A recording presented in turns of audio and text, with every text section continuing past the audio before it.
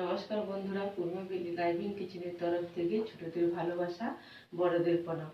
আজকে রান্না করব মালপোয়া, সুজির মালপোয়া। যে সুজিটা 10 মিনিট আগে ভিজিয়ে রেখেছিলাম, চিনি নিয়ে নিয়েছি, অল্প একটু ময়দা নিয়ে নিয়েছি, আর নিয়ে নিয়েছি চালের গুঁড়ো, আর নিয়ে নিয়েছি কালো জিরে। প্রথম থেকে শেষ পর্যন্ত ভিডিওটা দেখার অনুরোধ থাকলো, আর যারা নতুন দেখছেন তারা সাবস্ক্রাইব করে পাশে থাকবেন। তাহলে রান্নাটা শুরু করছি। চালের গুঁড়োটা দিয়ে দেবো, কালো জিরে, পরিমাণ মতো চিনি দিয়ে দেবো,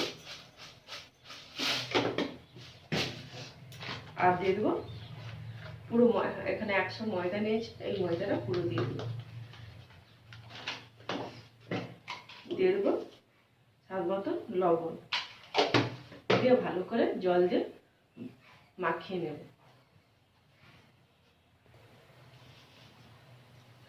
একবারে বেশি জল দেবো না, তাহলে মাপটা বুঝতে পারবো না। যে অল্প জল দিয়েছি, এইভাবে করেছি, অল্প অল্প করে জল দিয়ে মাখিয়ে নিতে হবে। বেটাটা তৈরি হতে নেব। একবারে পাতলা করব না, আর একবারে গাঢ় করব না, আর জল দেবো না। এটা ভালো করে মাখিয়ে নেব। এইভাবে বেটারটা বানিয়ে নিয়েছি। এবারে কড়াইটা বসিয়ে দেবো, দিয়ে তেলটা গরম করতে দিয়ে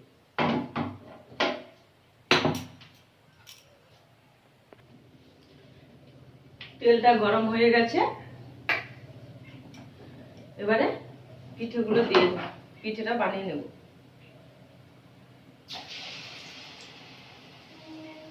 এখানে 200 সুজি আর 200 ময়দা নিয়েছি, আর অল্প চালের গুঁড়ো দিয়েছি, আর কালো জিরেটা দিয়েছি। বন্ধুরা, কালো জিরে দিলে অ্যাসিড করে না অনেক। তেলটাও পিঠের উপরে এখন ছিটিয়ে ছিটিয়ে দেবো।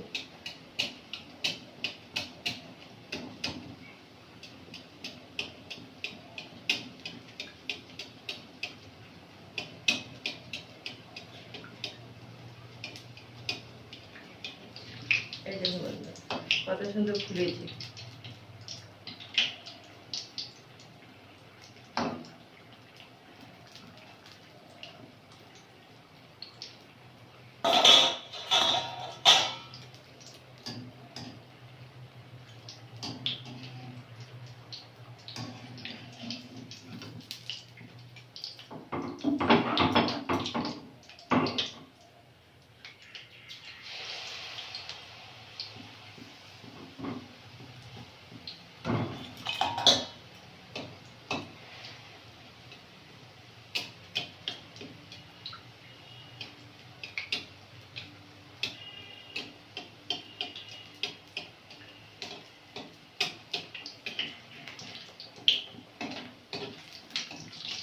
এই পিঠেটাকে আমরা গুড় পিঠেও বলি।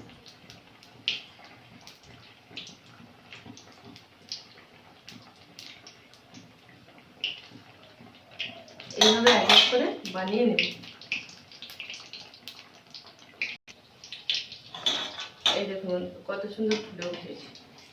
এবারে উঠিয়ে দেবো, দিয়ে তুলে দেবো।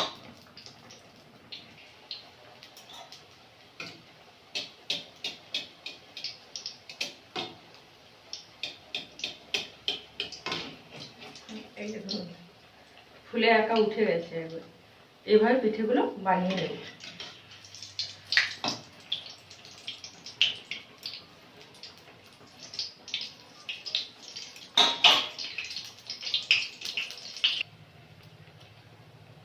এই দেখুন পুরো লুচির মতন ফুলে যাচ্ছে। প্রথমে 2-1টা বানাতে হয়, একটু অসুবিধা হবে। তেলটা ভালো হয়ে দিতে গেলে একবারে ফুলকো ফুলকো হয়ে ফুলে টাগর হয়ে যায়।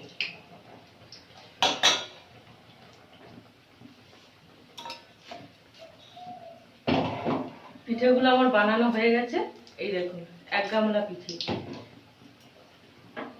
তাহলে বন্ধুরা আজকে রাখছি, টাটা।